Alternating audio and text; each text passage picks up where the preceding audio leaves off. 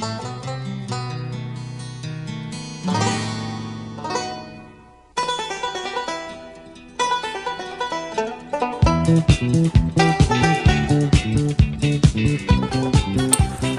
and welcome to another episode of the Cover Zero podcast, the show where I cover the least in the best way possible. I'm your host, Jason Wells. Today is August 28th. Preseason is officially done. We're just that much closer to the start of the year. I'm very excited, but unfortunately, today is a day for a lot of... there are my notes. Today is the day for a lot of players where the NFL maybe... it's not cut out, or they got to go find a team somewhere else to get their shot. It is cut day. Teams have to be compliant at 4 p.m. to get to their 53-man rosters. That means most teams are cutting 10-plus, 20-plus guys on their team to trim down to that number, which is tough. And I think Ari Meirov, he tweeted out that like over 1,100 players get cut, and that number goes down to 5 something because people can get added to practice squads later. But over 1,100 guys are getting cut today. Wish them all the best. Hey, lots of jobs open here in the CFL. The league's getting better. The Red Blacks still looking pretty good. But yeah, this episode, I'm done division breakdowns now. So now we're getting into my hot takes for the year, who I'm picking in the playoffs, and the awards. So for awards, I'll give kind of like my favorite, who I'm picking, and then like a dark horse guy that I like, long shot odds. Yeah, the hot takes should be good. But as always, I will start off with the NFL Weekly Update, and also might as well recap the final week of preseason here. Kirk Herbstreit says that there is a little bit of a QB controversy maybe between Anthony Richardson and Joe Flacco. That's a flat-out lie. It is Anthony Richardson's job. It is his job until it's his job. I don't think I have to really explain that. Trey Lance, the former third overall QB, now the Cowboys backup, 323 pass yards and 1 TD, 90 rush yards and 1 TD. Unfortunately, also had 5 interceptions and 2 fumbles. I think Lance ended up leading the preseason in pass yards and rush yards. So the talent is there. Got to work on those turnovers, but he has played very limited snaps. Guy who benefited in that game, Chargers safety Tony Jefferson, 11 tackles, 1 sack, 2 interceptions, a forced fumble. Frank Gore Jr. making us all feel old. 18 carries, 101 yards, and a touchdown in his Week 3 preseason with the Bills. Crazy to see that. Fun to see that, though. The Chargers got stuck in an elevator. Harbaugh commended Justin Herbert for not sweating and being cool under pressure and in the heat. Harbaugh is just a hilarious guy. Jordan Matthews, the former 2014 second-round pick wide receiver, converted to a tight end, playing on the Panthers. And he might be one of their better tight ends. I think he'll make the roster, so good for Jordan Matthews for still carving out a career a decade later. And finally, Drake May should start for the Patriots. He looked good. Jacoby Brissett got hurt. But the reason Jacoby Brissett got hurt was because that Patriots offensive line is so awful, and I'm sure the Patriots staff is trying to shield Drake May from how bad that offensive line is. But now that Brissett is hurt, might have forced their hand a little bit. Drake May is the guy, though. Interested to see what he can do Week 1. That's the preseason Week 3 recap. Let's get into the NFL Weekly Update here. Now, I am recording this a little bit earlier in the day. I've got shit to do. There might be some trades. There might be some more late-breaking news. But if it's big enough, I'll talk about it. If not, let's just move on. So, the big news of the week, CeeDee Lamb, 4-year, $136 million deal. Second highest paid non-QB in the league. That's right behind Justin Jefferson. Obviously, CeeDee deserves this money. I think he is a top 3 receiver in the league right now. He is he's just a stud. Good for Jerry to finally pay someone on that team. CeeDee deserves it. Now let's see if Dak is going to get his deal, because you know that they're going to pay Micah. But good for CeeDee. again, boosting up that market. You know the Bengals are going to have to pay Jamar Chase, who's been paying or who's been holding out. He will come in right around that number, and if he has a bigger number, he might top that Jefferson money. Another deal here, Creed Humphrey, 4-year, $72 million deal, $50 million of that guaranteed. He becomes the highest paid center in the NFL, and it's a little weird because, like, Creed Humphrey, obviously, I think he is the best center in the NFL. He deserves that type of money. But I think his AAV comes out around 18 mil, which is $2 million less than some of the highest paid guards. I mean, we just saw Robert Hunt, former Dolphin, current Panther, get a $20 million a year contract. Creed Humphrey is a much better player than Robert Hunt is. Robert Hunt's a very good player, but Creed Humphrey is like all pro, best at his position type thing. And I find it weird that centers don't kind of get like close to that money. It's like I think Landon Dickerson right now is the highest paid guard. He's at 21 mil. It's a $3 mil gap. I feel like, I don't know, it's a little bit weird, but Creed Humphrey comes in at the highest paid center. And I think by quite a bit now, so he is bumping up that position's money. Someone has to do it. Good for Creed. Another big signing here, AJ Terrell, the Falcons corner, 4-year, $81 million deal, 65 of that guaranteed. AJ Terrell is a very good corner. Now, is AJ Terrell second best corner in the league type money? I don't know about that. But guys, again, like Surtain, like Sauce Gardner, they will need to get paid stingly. So again, and with the cap going up, people's numbers are going to go up. So good for AJ Terrell for getting that money. And again, when those other guys get paid, it won't even seem like Terrell got like big money. But for right now, as of August 28th, 2024, he has got big money. Cowboys corner Deron Bland expected to miss 6 to 8 weeks. I think he fractured his foot.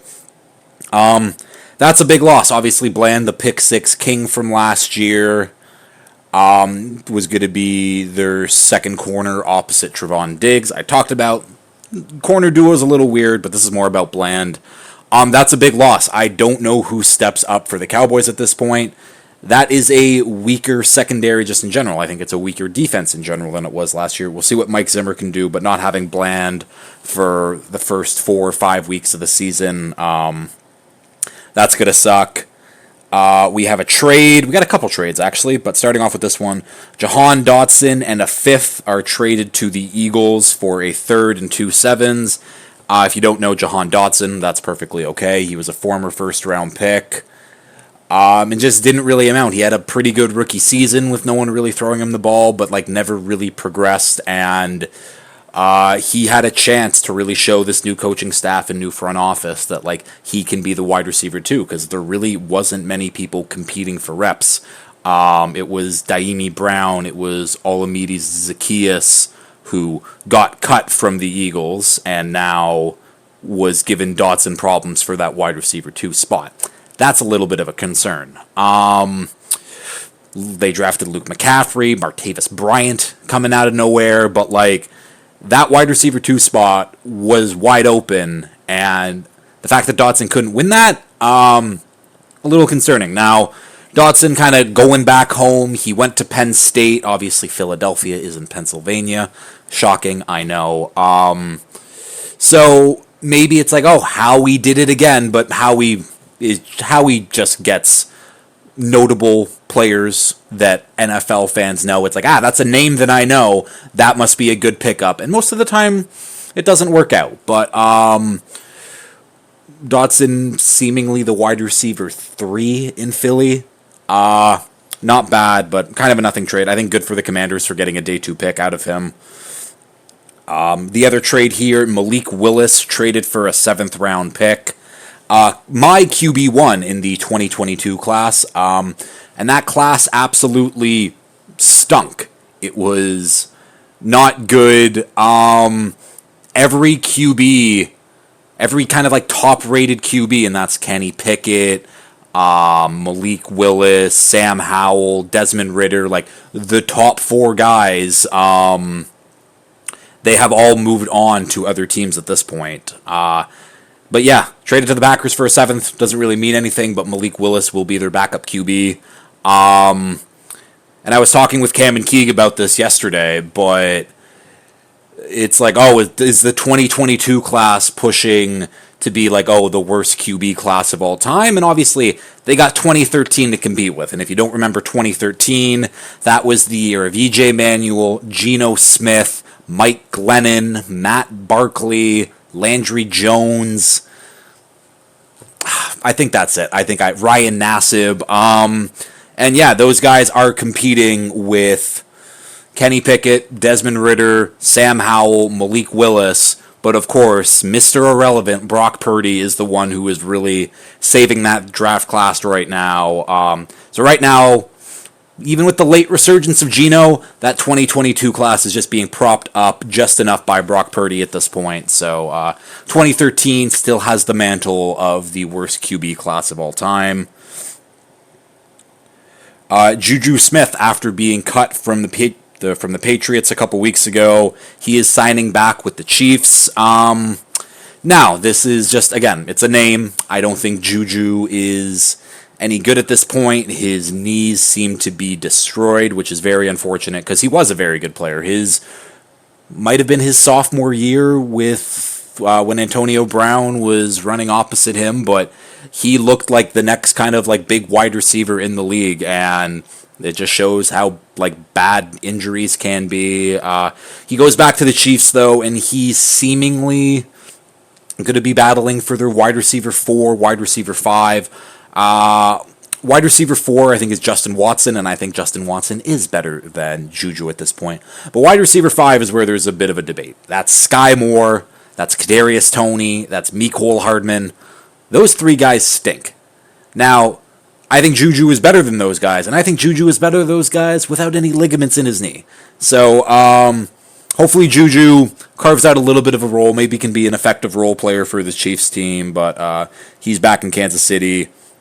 The Cowboys signed Linval Joseph. Linval Joseph still kicking around. I'm actually just going to look up when he was actually drafted, because I think he's been around for my prime viewing years. Like, I think he's been in the league basically every year since I've really started watching. Yeah, he got drafted in 2010. And he reunites with his former head coach for the Vikings, Mike Zimmer.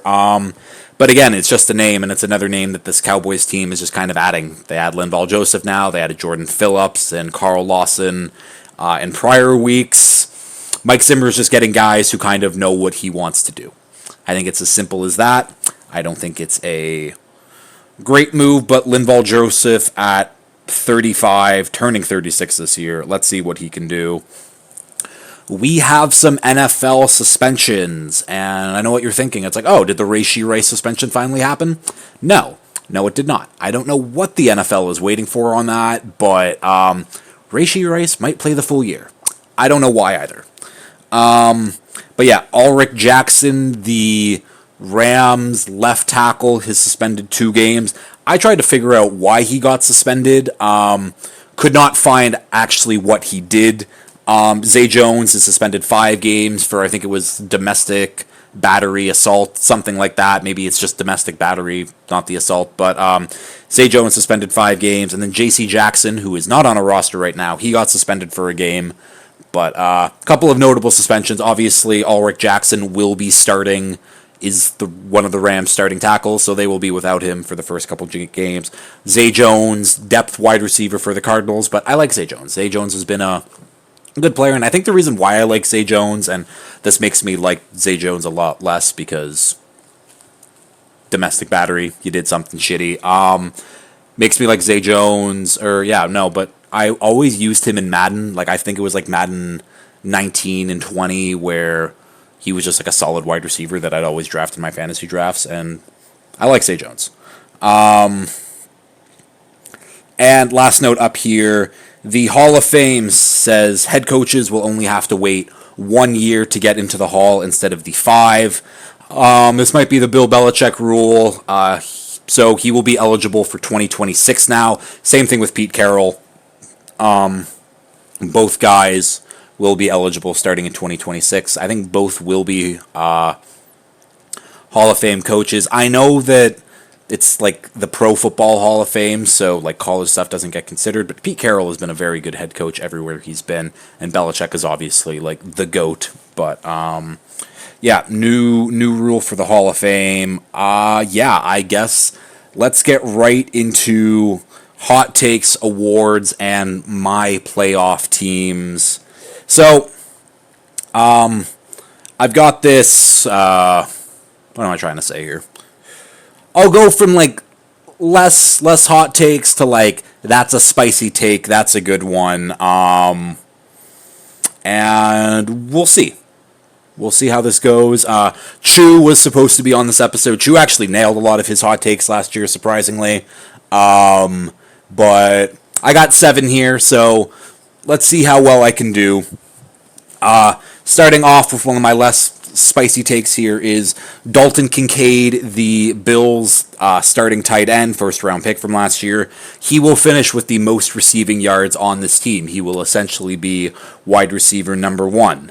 Now, I like the Bills this year, and I like this offense, and I think Kincaid will be a major focal point of that offense, I should say. Mainly because I don't think Shakir is like a number 1 guy. I really like Khalil Shakir. Keon Coleman, I do like, but he is a rookie. We will see. Curtis Samuel, just a good 2-3 wide receiver for them. And I think that Kincaid will get the majority of the targets, majority of the red zone targets. And I think Kincaid finishes with 900 plus yards, maybe pushes to 1,000 if like everything really goes well for the Bills. I could see Shakir getting close to him, but maybe only at like the 800 mark. Coleman, I think, will get over 700. I think Samuel will have like over 600, something like that. But I think Kincaid finishes as the Bills' projected wide receiver 1 for this year. Next take here. Russell Wilson, Derek Carr, Deshaun Watson, Gardner Minshew will all lose their jobs at some point this year. This take just started off with Russ is going to lose his jobs to Fields. I think that's just inevitable at this point. So I added some more caveats to this and guys who don't maybe not have guys really pushing them. The Gardner Minshew one, like, I don't know if Aiden O'Connell will push him, but I think that Gardner Minshew will play bad enough at some point where the Raiders will just have to be like, we got to try something else, and Aiden O'Connell will go in. Deshaun Watson, he's got 2 Pro Bowl quarterbacks behind him, and I think that this room, they might keep 4 QBs on the roster. Again, cuts are happening as I speak. And we'll see how that QB room shakes out. But if they keep all 4 of those guys, that means they are not confident in their rapist of a QB to potentially finish the whole season. And I think Watson's on a shorter leash than people think, especially after old-ass Joe Flacco carried them to the playoffs last year. If they start losing games and Watson and the offense are the reason, I think that Jameis will get in. I think Huntley has a chance to get in, maybe even DTR. But I think that Watson's leash is a little bit shorter than most QBs who are making $45 million plus a year. And then finally, Derek Carr. Derek Carr, not a good quarterback. Easy to say. And I think this Saints roster is garbage, especially the offensive line. And I think that offensive line is going to get a non-mobile Carr absolutely killed. Now, they drafted Spencer Rattler in the 4th round this year, I believe, and Spencer Rattler has looked good in the preseason. And I think that there will be some rumblings if the Saints are getting killed, Derek Carr is not putting up good numbers, that there will be some clamoring from Saints fans to get Rattler in the game. So that is my hot take number 2. Russ, Carr, Watson, and Minshew will all lose their jobs at some point this year. My hot take number 3 here, it is about Joe Burrow. And a few weeks ago when I did my Bengals preview, I couldn't put into words what I actually thought of Joe Burrow, and let me just say this off the top. I think that Joe Burrow is a top 5 quarterback in the NFL right now, based off what he's done, based off what other people have done. Joe Burrow is a top 5 quarterback. Now, with that being said, I think that his Linsanity run is done. He had the incredible 2019 year at LSU, Heisman, national champion, ends up being the number 1 overall pick. plays okay that rookie season, but gets hurt. 2021, great team, makes the Super Bowl, loses, unfortunately. 2022 was a good year. 2023 gets hurt, and now here we are. We're going into this year. The way people talk about Joe Burrow, oh, he's better than Lamar, he's better than Josh Allen, he's right up there with Mahomes. They called it Burrowhead for a reason.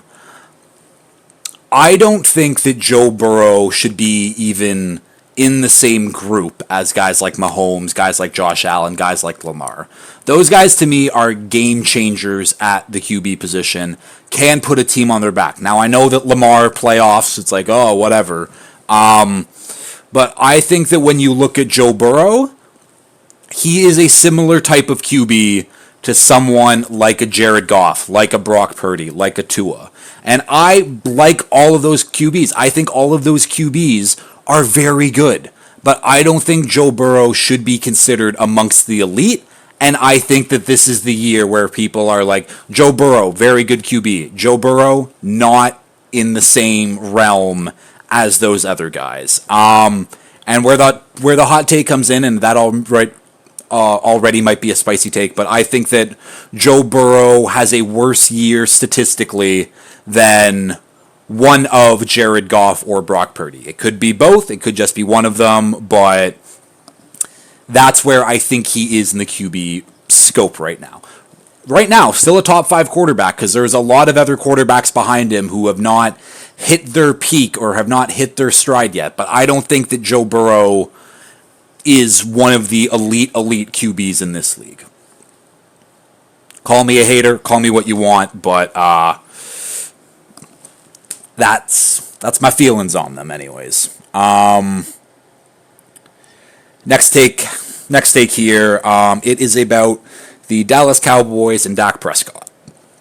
Now, Dak, as of right now, still has not been paid, and he will probably end up being the highest paid QB in the league when he does. And I don't think the Cowboys pay him. I think this is Dak's last year on the Cowboys because they can't franchise tag him. If he makes it through this year into the offseason, someone will just outbid the Cowboys because Jerry has put the team in a place where their cap, not the best, even though they aren't really paying anyone. They're paying CD now, thankfully, but other than that, they got too much dead cap because Jerry gave out a lot of bad contracts. We're talking about you, Zeke. But yeah, I don't think that Dak is going to be a Cowboy at this point next year. I think teams like the Raiders, teams like the Giants will absolutely just throw money at him and be like, you are our guy, come here, and I don't think the Cowboys will be able to match him, and yeah, Dak is done. Now, the extra part I'll add on to this take, and I can thank Mr. 4 Verts, Charles McDonald, who he has a similar take. He also thinks that Dak is done, but he took it a step further where Jerry Jones, he has a connection, a relationship with Hall of Fame cornerback, current Colorado football head coach Deion Sanders. And Deion Sanders has a son right now, Shedeur, who is getting put in first-round mocks right now, and I think that Jerry could definitely be wooed by someone like Shedeur, him being Deion's son. And if I do want to take this take a step further, I agree with Mr. 4 Verts and that Shedeur Sanders will be the Cowboys QB next year, or he will be battling Trey Lance for the QB1 job. We shall see. I don't know, but I think Dak, this is his final year as a Cowboy. Next take here. We have a couple receivers, a couple older vet guys, Stephon Diggs, Keenan Allen. They're on new teams this year. And a lot of them expect them to be wide receiver 1, definitely wide receiver 2s. Not me.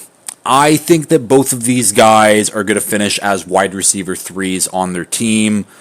I'll start with Keenan Allen. First of all, Keenan Allen came into camp out of shape, apparently. Apparently, he's been doing some food reviews, like in that deep dish Chicago pizza, a little too much, but he came in at 230. Now, I'm sure that him being a professional athlete, if he wanted to, he could shave off that extra 15 pounds in about 2 or 3 weeks or so. So who knows what his playing weight is now, but I think DJ Moore is already better than Keenan Allen, and I think Rome Odunze, who is Caleb's guy, who they worked together in the pre-draft process, they already have that relationship, and I think that Rome will have the better season than Keenan Allen. Now, on the inverse, Stephon Diggs.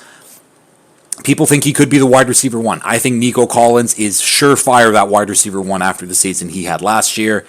And like Rome Odunze and Caleb, Tank Dell is CJ Stroud's guy. He advocated to Nick Caserio and DeMeco Ryans, go get this guy. And Tank Dell proved it last year. Obviously, he got hurt, broke his leg. But he is CJ Stroud's guy, and that doesn't change. So I think Diggs and Keenan Allen will both be the wide receiver threes on their team for this season. Now, they could still have very good years. That could still mean 750 plus yards, but I think that they will both be wide receiver threes on this team. Next take up is about the Carolina Panthers. The 2-15 Carolina Panthers last year. I think that they will improve their win total by a minimum of 5 games. So that puts them at 7-10 at a minimum for me this year. And there are a lot of things when I was talking about Moob last week that we liked about this team. I think that the offensive line, if the tackles are back healthy, that is a strong unit. I like Jonathan Brooks. I like the rookies that they brought in. Leggett, Sanders, Brooks. Traded for Deontay Johnson. Bryce Young has actual people to throw to and weapons on this offense, we hope. I think he does. We will see. And this defense, yeah, they lose Brian Burns, but they bring in Jadeveon Clowney. They bring in DJ Wanham. They still got Derek Burns. Now, if J.C. Horn can stay healthy, I think this secondary has improved. They lose Frankie Louvu, but they bring in Josie Jewell, who I think is probably an equal replacement. I don't think the defense really lost a step. If anything, they're more well-rounded as a whole at this point. And Ejiro Evero is a very good defensive coordinator. Dave Canales, the new head coach, I think he has the weapons and the offensive line and the quarterback. He is a QB whisperer. He got Baker Mayfield and Geno Smith to resurrect their careers, basically. I think he will do wonders with a former first overall QB as talented as Bryce Young. So I think the Panthers, at a minimum, improve their win total from last year by 5 wins. And I am very interested to see how this team does. And finally, the spiciest of spicy takes. With this new kick return rule, I think that there will be an opportunity for a ton of kick return TDs. And when I say a ton, I say the most kick return TDs in this century, beating the 25 mark in 07. Now, 07, that was Devin Hester. That's Josh Cribbs. Actual, legendary return guys. And we haven't seen legendary return guys in a while. I mean, still got Cordero Patterson kicking around, but man, if this rule was here when Cordero Patterson was, in his prime, Cordero Patterson would probably be a Hall of Famer if Devin Hester just made it. But I think there is a real chance to at least hit double digits, but I'm going spicy. This is breaking the mark for this century. Now, I didn't go back into the 80s and 90s. 25 was the highest that I found for this century. So most kick returns this century, 26 with these new rules. I am very excited for the new rules. Now, no one scored a kick return in the preseason. Makes me a little worried. We got guys that were very close to getting there. I think a couple guys got down inside the 10, inside the 5, but most kick returns in this century with 26. That's the hot take. Moving over to my playoff teams now. We'll start off in the NFC, and if you listen to all the previews, you know who my division winners are. I'll still go over them quickly here. It's the Eagles, it's the Niners, it's the Lions, and it's the Falcons. I don't think I really have to explain anything there, really. I kind of went chalk. Maybe the Eagles-Cowboys is a little bit of a... But I do think that the Cowboys did get dramatically worse and are really relying on rookie offensive linemen to prop this team back up. That is a tough ask, tough sell, if you ask me. And I think the Eagles secondary, which was their glaring weak point, did get better. And I think the coaching, even though I still don't trust it, is better than Sean Desai and Brian Johnson and Matt Patricia last year. So, We will see. But now we get into the wild card, and the wild card teams where I can really put my stamp on this NFL season. And we'll start off with who I think will be the wild card one. It is the LA Rams. I think the Rams have like a sneaky chance to actually push the Niners for this division. I think that this offense will be incredible. The offensive line is good. I think they have two very good running backs now in Kyron Williams and Blake Corum. Cooper Kupp, Puka Nacua, Demarcus Robinson. They bring in Colby Parkinson as one of their tight ends. Still have Tyler Higbee, Matt Stafford. Like, that's a good offense. And I think the defense was an average unit last year. Now they lose Aaron Donald, but replacement by committee, essentially. I think that this young defensive line, young front seven is a very good unit. I think the secondary got much better, much older, but still better. So I'm very excited to see what this Rams team can do. My second wildcard team, I am going with the Bears. Now, you might be shocked. I'm like, oh, the Bears over the Packers? I still got one more wildcard spot left. Hold on. But I am going with the Bears. I really believe in Caleb Williams. I really believe in this offense. I think that the offensive line with Darnell Wright, that will take another jump. That offensive line will be a good unit. Now, we already talked about their wide receivers, DJ Moore, Rome Odunze, Keenan Allen. What an incredible trio. The run game, they got guys in that run game. This is a very good offense. And Matt Eberflus has shown he can get his defense going. I think they do have one of the better secondaries in the NFL.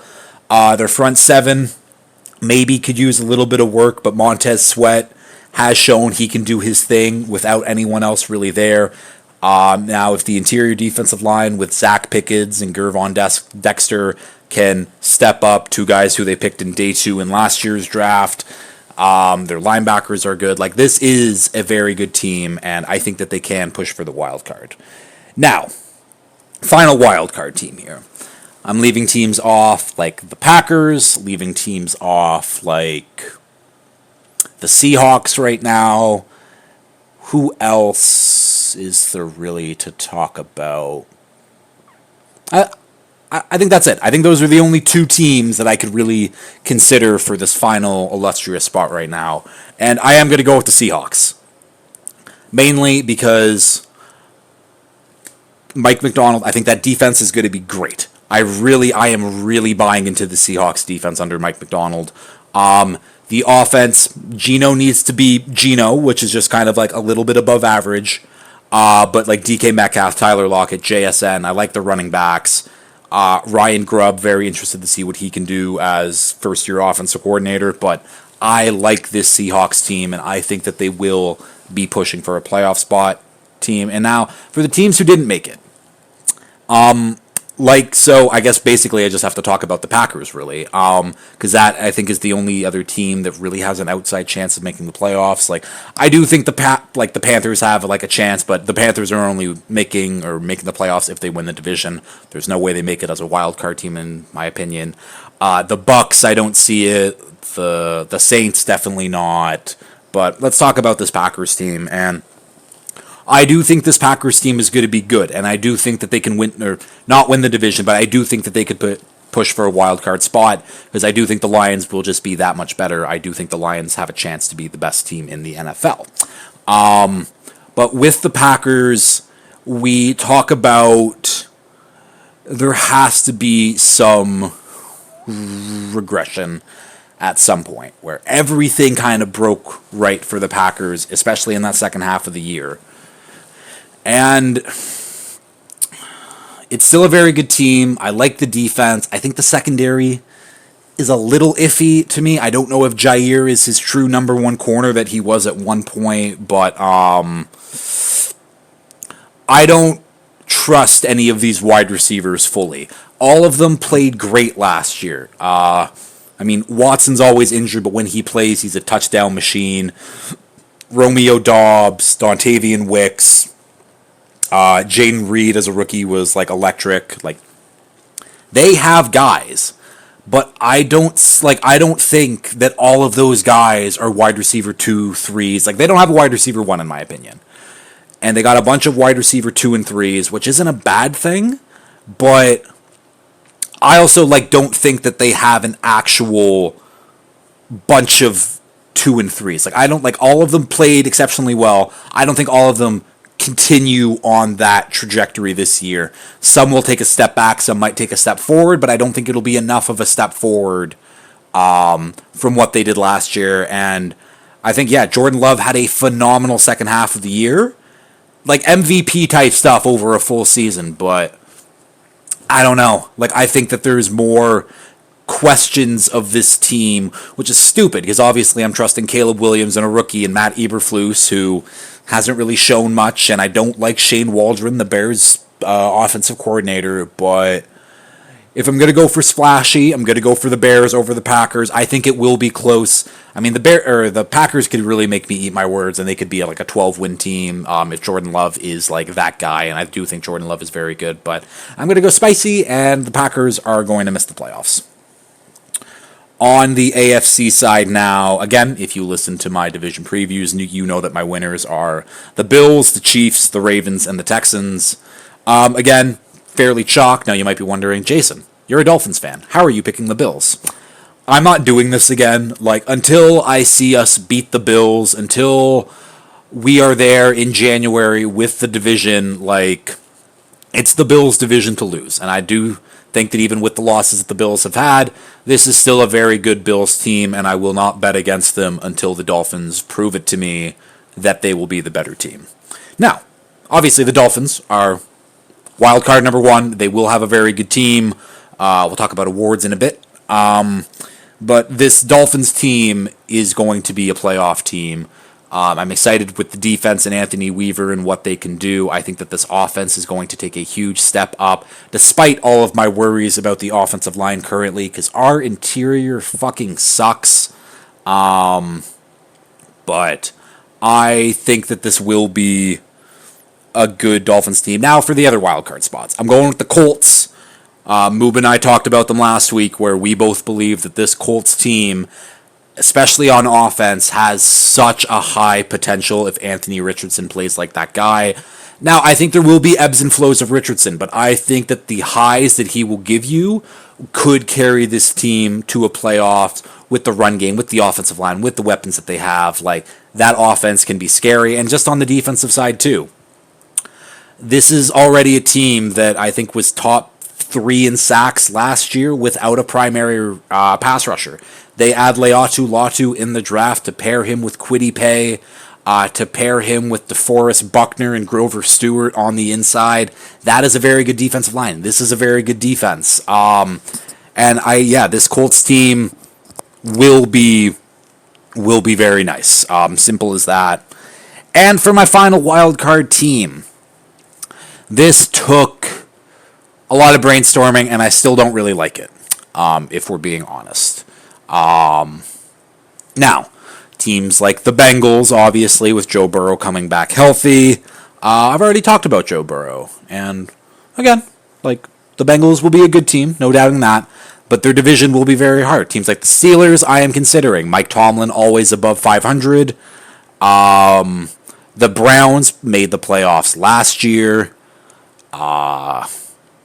No more Joe Flacco, though, so that's unfortunate. But they got 3 Pro Bowl QBs on their roster, so we'll see. The Jags won that division in 2022. Maybe they finally take that jump and Trevor Lawrence ascends. The Jets, Aaron Rodgers clicks. That defense is good. That offense finally looks like something. Lots of teams to consider in the AFC. It was a lot easier to narrow it down in the AFC. The AFC, it's wide open. But I'm going to go bold, and I'm going to go with the Steelers here. And this isn't me believing in Russell Wilson, definitely not. It's more me believing in Justin Fields just because he's better than Russell Wilson, and that's who the QB I think will be able to take the Steelers to the playoffs. But no, this is me believing in Mike Tomlin and just this team in general. The defense will be very good, and this offense, regardless, will take a step up from last year. Kenny Pickett is not a top 45 quarterback in this league. He is absolutely terrible. Say what you want about Russ, say what you want about Justin Fields.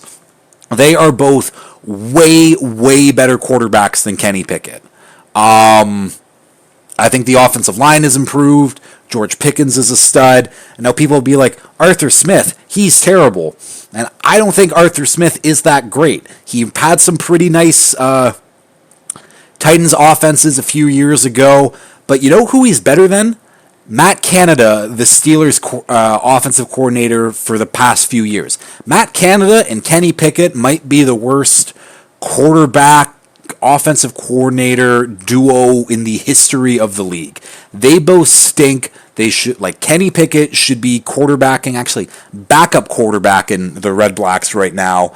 Matt Canada could be a local high school coach or something, but this Steelers team doesn't go below 500, and I think they improve on offense just through simple subtraction at this point. So I am in on the Steelers making the playoffs. Now, I mentioned a lot of teams who I could see also making it. This is me being like, yeah, the Steelers are making the playoffs. They definitely are. The Steelers could fall off. But I'm going hot. I'm going spicy. I'm picking the Steelers as my final wild card team. So my playoff teams end up being the Bills, the Chiefs, the Ravens, the Texans, the Colts, Dolphins, Steelers, and then the Eagles, 49ers, Lions, Falcons, Rams, Bears, Seahawks. Not picking my Super Bowl champ yet. We'll do that a bit later. And finally, we'll finish off with some awards. Starting off with Coach of the Year. I'm not doing Comeback Player of the Year. Like, stupid trophy. Joe Flacco got it. Like, it's ridiculous. But starting off with Coach, I am going with Dave Canales at plus 1,800. And again, if you heard my hot take, Panthers will improve by at least 5 wins this year.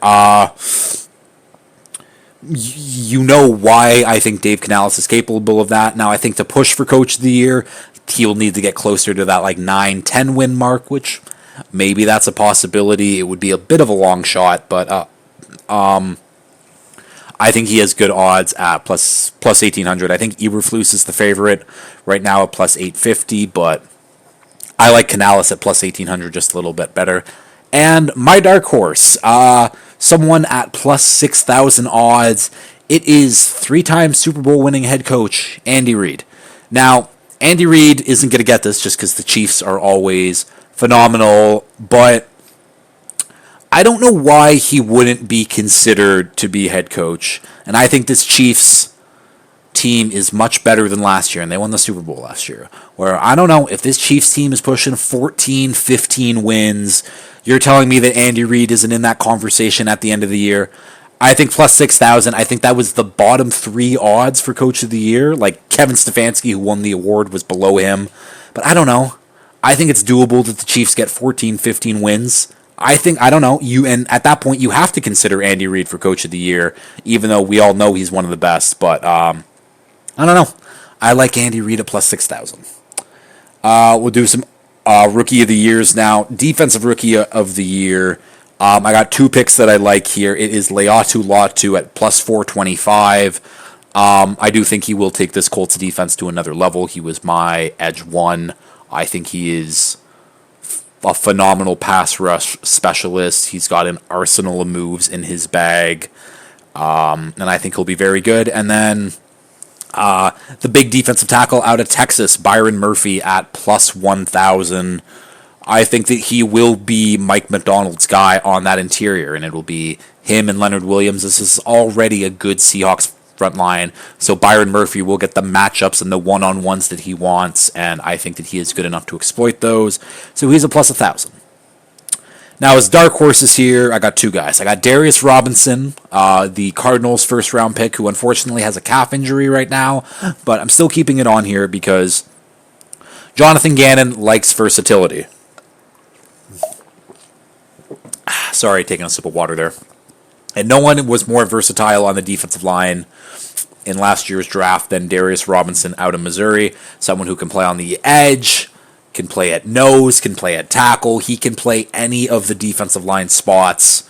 And I think he will just have the opportunities on that Cardinals defensive line to be the guy. And being the guy on the defensive line usually means that you're probably in some award race at some point. And for Darius Robinson's Rookie of the Year, The other guy here is Cole Bishop at plus 12,000. Just started the practice. He's had a shoulder injury and has missed a lot of training camp, unfortunately, but he is projected right now to be the Bills' starting safety. I think that Bills' defense will be good. I think that Sean McDermott is a good defensive head coach. And if I can get a starting player on a very good defense at plus 12,000, I like those odds. Now, to win the award as a safety, he needs to have like a phenomenal year. He needs to have multiple picks, and who's to say he can't do it? But 12,000 odds for a starting player on a potentially very good defense is enough of a good bet for me as a dark horse. Offensive Rookie of the Year now, I went chalk on who I think will win the award. Caleb Williams plus 135, Marvin Harrison Jr. plus 650. Those are the two favorites right now, and I don't know, unless some spectacular years happens from some other guys, I don't know how Caleb doesn't win this award or how one of those two doesn't win this award. Now, I do think Caleb is going to get it. I just think he is going to have a great year. He's going to be the first 4,000 plus yard passer in Bears history, which is crazy to say. And Marv is he's going to be great. Like 1,200 yard year probably. Now my dark horses here. I got Xavier Leggett at plus 7,500 and Keon Coleman plus 3,500. Both men have the opportunity to be the wide receiver ones on their respective teams. Now, if you listen to the hot takes, I think Dalton Kincaid is that guy for the Bills, but regardless, Keon Coleman is there to be a red zone target, to get some yards, to get those tough contested catches.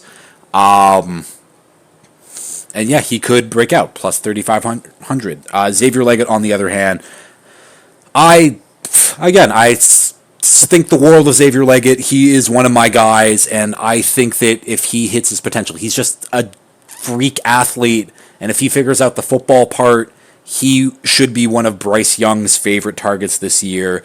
Could break 1,000 yards himself. Like, he could be the number one weapon on that Panthers team, and I expect that Panthers team to be good. So, Xavier Leggett, plus 7,500. Defensive Player of the Year now. One pick for my Defensive Player of the Year. It is going to be Aiden Hutchinson. Aiden Hutchinson is already a stud, already one of the top sack leaders in the league, and now he has got some help on this defense. Last year it was just him, and for the most part, pass rushing wise, it is still him, but getting double teaming, triple teaming him will be much tougher now with the additions that they've made on this defensive line. They bring in Marcus Davenport to be their other edge guy. He is solid. DJ Reader, the big defensive tackle, he will be plugging up gaps on the interior. He is a problem, and obviously Aleem McNeil, the other defensive tackle, who I expect to have kind of a breakout year. That defensive line is much better for Aiden Hutchinson to do his thing, and I think this Lions team, I think this Lions defense, they will both be very good. And Aiden Hutchinson, I think probably a 15-plus sack season is coming for him. And I think plus 1,100 for him for Defensive Player of the Year. He is my pick to win that award right now. My dark horse, and it is a dark horse. It is a long shot, but I like it. And it is Bryce Huff, currently on the Eagles at plus 20,000. That is like the deepest of long shots I could possibly give anyone for a pick. But Bryce Huff, 10 sacks for the Jets last season as a rotational guy. Now, he gets paid by the Eagles this offseason. He comes over, and now he is potentially the number one edge player on that team. Now, there's still guys like vets like Brandon Graham and Josh Sweat, who are both getting a little bit older. Former first-round pick Nolan Smith, who's been there. But I think Bryce Huff has the chance to come in, play with a very good group, especially on that interior. We know how much we like Jalen Carter and Jordan Davis. But Bryce Huff, if he, again, 10 sacks as a rotational guy, if this Eagles defense plays well, if Bryce Huff is on the field just more snaps, he could get 12 plus. He can maybe push the 15. And yeah, plus 20,000, it's a long shot for a reason, but plus 20,000 for a guy who could be the number one edge on a very good defensive group. I like those odds, and I like those odds a lot. Offensive Player of the Year, I got two guys here that I like. Breece Hall at plus 1,500 and Jahmyr Gibbs at plus 2,800. Breece Hall has been one of the better running backs in the league since he's been drafted. Now, he's been in shit offensive situations. It's literally just been him and Garrett Wilson as the only two good players on that offense for a few years now. And this is the year where Aaron Rodgers needs to be fully healthy. That offensive line needs to stay intact, but they invested in that offensive line, and I do think it's a very good group. Where Breece Hall doesn't even get touches inside the red zone because the Jets don't make it to the red zone. I think Breece is in line for a huge year. I'm talking like 1,500 plus yards, 10 plus touchdowns, 500 plus receiving yards. Like I think it could be like a 2,000 plus all-purpose yard type thing, maybe 15 plus touchdowns. I think Breece Hall is going to have a very, very good year, and I'm excited to see what he can do. The other guy I talked about, Jahmyr Gibbs, plus 2,800. I'm a big believer in this Lions team, this Lions offense. And when Gibbs started out touching Monty in kind of the back half of that year last year, his production was incredible. You put that over a full season, him catching passes, him getting touchdown. Like, I think that, again, I like Breece Hall a little more for these odds, but I think that Gibbs does have the potential to be at least like the number 2 weapon on that team behind Amon-Ra. And I think that like his catching ability out of the backfield on top of his rushing does give him an additional edge. So I like Jahmyr Gibbs. And my dark horse, it is Nico Collins at plus 6,500.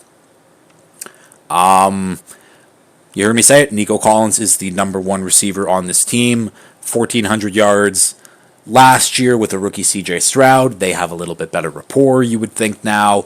Diggs coming in, taking more touches. Tank Dell back healthy, also taking away like touches and targets, but also leaving Nico Collins open more, and because you got to respect everyone on the field, leaving him with more one-on-ones, and I think that CJ Stroud is going to love throwing to him, and I think Collins can get 1,500, 1,600 yards. I think he will take another step from last year. I don't think it'll be a step back. I don't think Diggs is carving into his targets, so yeah. I am in on Nico Collins, dark horse for Offensive Player of the Year. And finally, MVP. I'm going to Josh Allen. I think I've done this a couple times now, but Josh Allen plus 850. I think second highest odds for the award now. This is Josh Allen's offense, and people are already discounting the Bills in their offense and being like, oh, they lose Diggs, they're going to regress, they don't have enough guys, blah, blah, blah. Josh Allen is that guy. Josh Allen will prove to be that guy. And I'm excited what he can do without Stephon Diggs, without kind of that number 1 where he has to spread the ball out a little more. And he gives you that rushing ability. He still has a live arm. I think that this Bills team will be better. And now I think that Allen has a strong enough narrative to be like, I'm doing it myself, essentially. And he will get the recognition, hopefully, that he deserves with an MVP at plus 850. And my dark horses, I got Tua at plus 2,500 and Brock Purdy at plus 1,800. The Dolphins have had a top 5 offense for the past 2 seasons since Mike McDaniel and Tyreek have got there. Tua has been a top 5 quarterback statistically in those years, and I think he takes another jump this year. He has dropped the pounds. He added on that weight and that muscle to protect him from injuries. He learned judo. Now he's dropped that weight, and he wants to be mobile. He wants to do what he was doing in his rookie year in Bama, where, okay, nothing's open. I can get that 7-8 yards for the first down, not a problem. He was trucking people 2 years ago. Like, Tua has that ability, and he took that ability away last year. And he was still top 5 statistically passing. Now, I think that those passing numbers will improve, but I think his rushing numbers will improve. He will be able to keep this offense on the field more. And plus 2,500, I think that he will be in the MVP conversations again. And Brock Purdy, the other dark horse here, plus 1,800. And of course, I'm only picking quarterbacks because a quarterback always wins this award. It's a quarterback award at this point. but Brock Purdy, one of the MVP front runners to end the season last year. The Niners are going to be awesome. I think Brock Purdy is also a very good quarterback, and he will be able to deliver when it matters. The stats will be there. And I think Brock Purdy, yeah, he's just going to have a great statistical year regardless. So Brock Purdy MVP. And yeah, that'll do it for this episode. Also, if you noticed, I'm wearing new glasses. I like them a lot. My eyes are hurting though, and I gotta go help my dad out around the house now. So I'm just gonna end it here. If you have liked this, please like, share, retweet, subscribe, all that fun stuff. And until next time, peace.